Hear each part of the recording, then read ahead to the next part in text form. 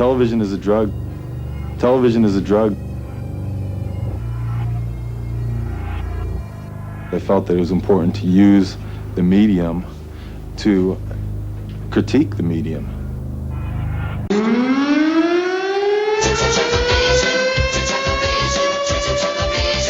Crocodile Shoes is a theme song to Crocodile Shoes, not Spender. Yeah, but he played Spender in Crocodile Shoes, didn't he? Well, I think so. I mean, you're the expert. No, you're hang the on. guy. Spender was a different series, yeah. Now, that was obviously a previously recorded version Yes. of Porkyvision where you got something wrong, which is very rare. I didn't. I was clarifying. Very rare that you get anything wrong. A clarification. Well, normally what happens is you give your verdict on various shows. Yes. And various people then tweet in and say, actually, he's got that completely wrong. Yes. But so, I don't know what you're going to be doing this week on Porkyvision. Well, listen, but, I'm concentrating on Poldark, because that's the big one at the moment. Is it? Yeah. Now, Poldark's going from bad to worse. Is it? You know, I said to you last week, he didn't take the job of magistrate. Yes. Because I cannot judge my people. Oh, yes. But old Walgoran, or whatever his name is. Walgoran? No, Walagaron. Walagaron. Yeah, no, he's the local villain, but he's a rich Yeah. villain and all that. He took the job, and guess what he does? I don't know. I mean, this guy's such a scumbag, right? Yeah. That what happens is... You say that in a family show. Yeah, you can. Yeah, Yeah, yeah. right. He's invited by the old, the Cornwall County Chief, to a big ball at the big house, and this takes him another step up on the social network. You know what I mean? Yes. And he gets a note from the big boss to say, oh, my nephew's up in court in front of you tomorrow because he's been messing around with one of the serving wenches, at the big house. Okay. Can you help? The big house, isn't that what they normally refer to as the prison? The big house. Yeah, the big house, yeah. Well, I meant the big chief's house, Yeah. you know what I mean? Right. So this guy turns up in court, this despicable man who's been, pestering and interfering, in matters of a sexual nature with the serving wench. Yes. And, Walagaron, with his wig on, he says, a terrible crime has been committed in this courtroom. I will not stand for the way things are. And then orders the constable, take that woman away for lying in court. She will be charged with trying to pervert the course of justice. Oh, yes. This young man could never have... Perjury. All that kind of stuff, Right. So, meanwhile, Poldark's over... Now, this is where the plot goes completely wrong, right? Right. Poldark sets off in a boat with his mate who's only got one arm, right? Well, actually... What, you've got a rowing boat? No, yeah, that's right, yeah. They go round in circles.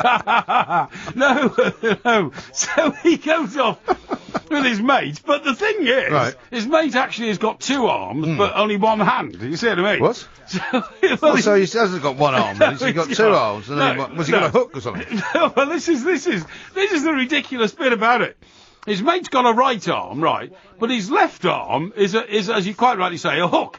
But the thing is, I don't think the clothing department, and is it the BBC, isn't it, Poldark? It is. Is it? Yeah, Sunday night. Yeah, it is. Yeah, Poldark. I don't think they've done a very good job because they just seem to have stuck a plastic hook on the end of his left arm. Right. So his left arm's about twice the length of his right arm, right. but it's only got a hook, right? Right.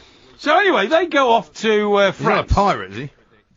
Well, I think he's been everything, this guy. He's a bit of a villain. Yeah. And also, his accent changes. One minute he's, a Cornwall man with a hook on the end of my arm. It's meant to be in Cornwall, isn't it? Yeah, but by the time they get to France, he's, him telling you, he's got a Northern Ireland. Hook, yeah. Such as the Brendan Rodgers. That's right, yeah. And then, have you ever been to Glasgow? A bit later on, and all this kind of stuff. How bizarre. But anyway. So they end up in France, do they? They end up in France. Now, the plot is so complicated. Well, hang on, how big is this boat they've been on? Oh, well, they get their own boat out to a bigger boat with sails, and sail over to France, right? So anyway, when they get into France, there's no historical perspective here at all. What happens is, as they land, all these French soldiers are walking around with rifles and literally beating up anybody in the street.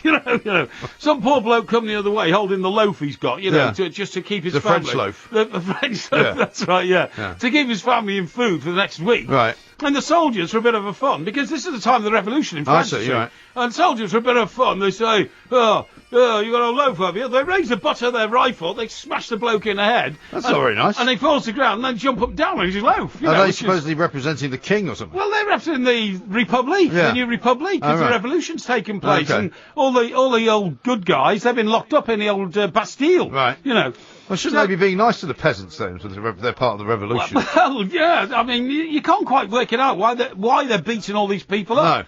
No. And the strangest thing is, I mean, you know, Poldark and his mate, his one-armed mate, or his one-hook mate. Well, his hook mate, yeah.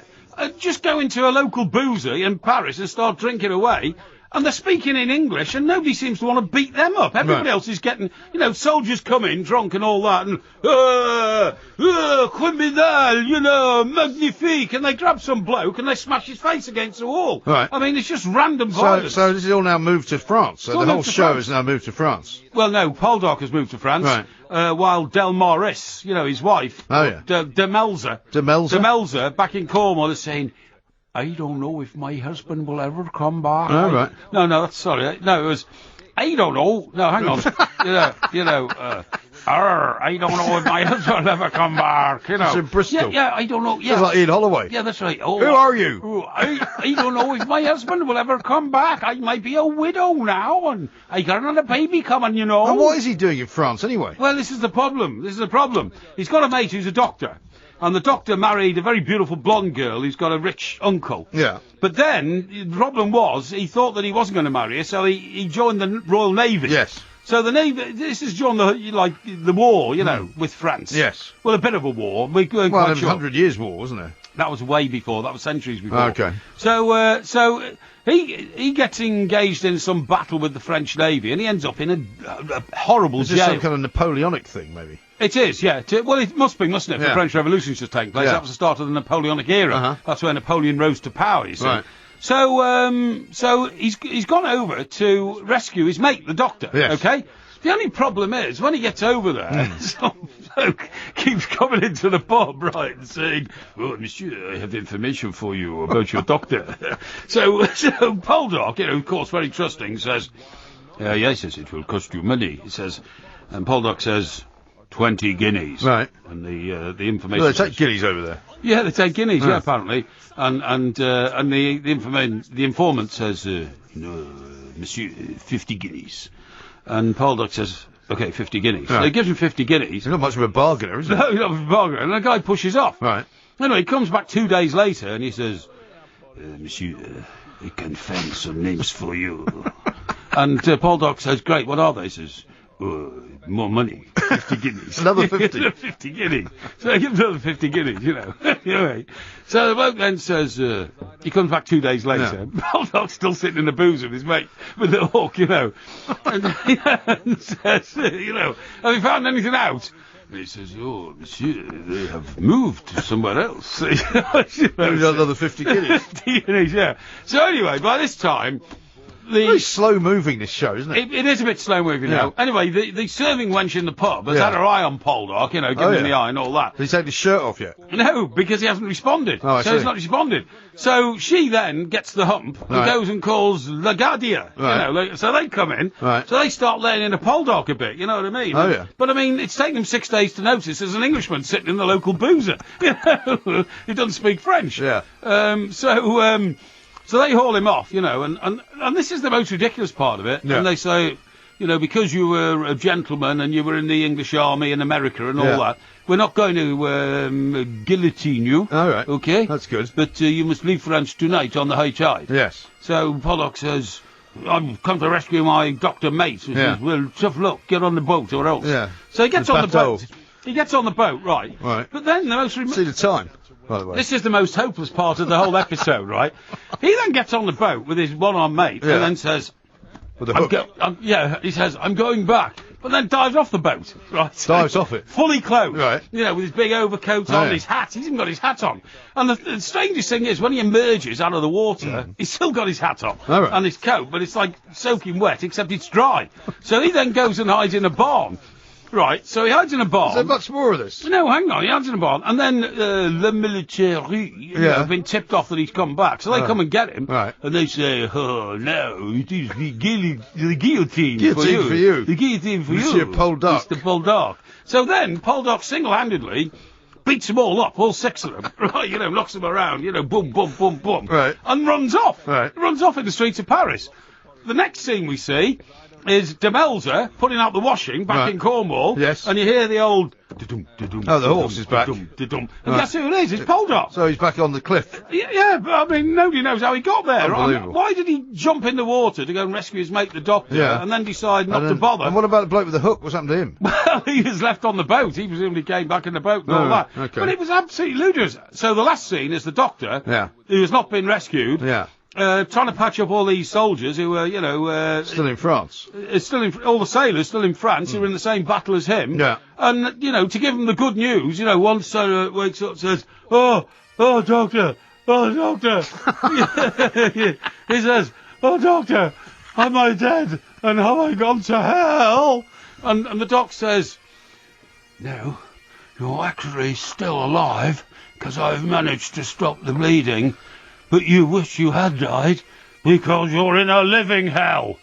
And then all the credits come up. Right. And Poldark hasn't rescued him. Right. So it's a failed mission. Okay. The whole thing's failed. Very good. Yeah. That's a bit like Porkyvision. Jim says, is this a new feature on the show now? Porky does the voices of Poldark. That's right. I'd buy the DVD. yes, absolutely. And Perry says, has Poldark turned into hello?